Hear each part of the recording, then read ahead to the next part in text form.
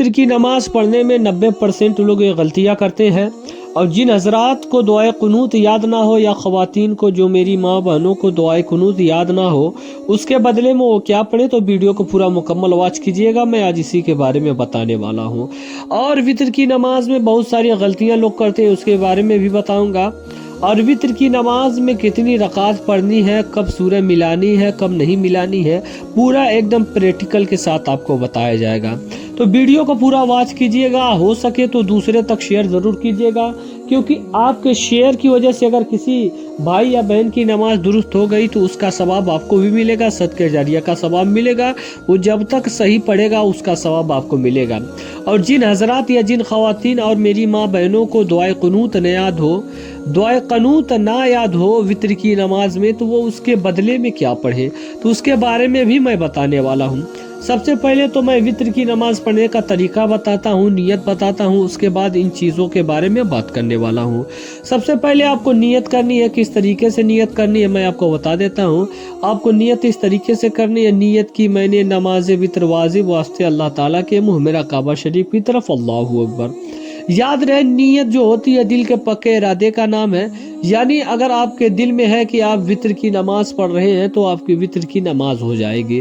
اور بہت سارے لوگ غلطیاں کرتے ہیں، تو اگر آپ دل میں سوچ لیے ہیں تو نماز ہو جائے گی، ایسا نہیں ہے، اگر آپ زبان سے کہہ دیں گے تو افضل ہے، بہتر ہے۔ اب نیت باندھ لی ہے اللہ اکبر کہہ کے، اب مرد حضرات کہاں تک باندھیں گے؟ جو مرد حضرات ہیں وہ کانوں کی لو تک لے جائیں گے، جو خواتین ہیں وہ اپنے کاندھوں تک ہاتھ اٹھائیں گے۔ اور اس میں وہ لوگ یہ بھی غلطیاں کرتی ہیں کہ اپنا ہاتھ جو دوپٹے سے باہر کر لیتی ہے، تو ایسا نہیں کرتا ہے، ایسا نہیں کرنا ہے، دوپٹے کے اندر ہی کرنا ہے۔ اس کے بعد اللہ اکبر کہہ کے نیت باندھ لی، نیت باندھنے کے بعد آپ کو ثنا پڑھنا ہے۔ بہت سارے لوگ یہ ہوتے ہیں جو اعوذ باللہ من الشیطان الرجیم پہلے ہی پڑھ لیتے ہیں، تو ایسا نہیں کرنا ہے۔ سب سے پہلے آپ کو ثنا پڑھنا ہے، سبحانک اللہم وبحمدک وتبارک اسمک وتعالی جدک ولا الہ غیرک۔ جب یہ پڑھ لیں اس کے بعد اب آپ کو توج یعنی اعوذ باللہ من الشیطان الرجیم تسمیہ یعنی بسم اللہ الرحمن الرحیم پڑھنا ہے۔ اس کو پڑھنے کے بعد اب آپ کو الحمد شریف یعنی سورہ فاتحہ پڑھنا ہے، سورہ فاتحہ والضالین تک پڑھنا ہے۔ اس کے بعد پھر بسم اللہ الرحمن الرحیم پڑھ کر کوئی صورت ملانی ہے۔ مثال کے طور پہ آپ والضحیٰ ملا لیں، والضحیٰ پڑھنے کے بعد اب آپ کو اللہ اکبر کہہ کے رکوع میں جانا ہے۔ اب یہاں جب آپ رکوع میں چلی جائیں گی یا چلے جائیں گے تو جو مرد حضرات ہوں گے ان کی جو پیٹھ ہوگی پورا ایک دم برابر ہوگی، اور عورتیں جو ہوں گی ہلکی جھکیں گی۔ اب یہاں اس کی تسبیح پڑھنی ہے۔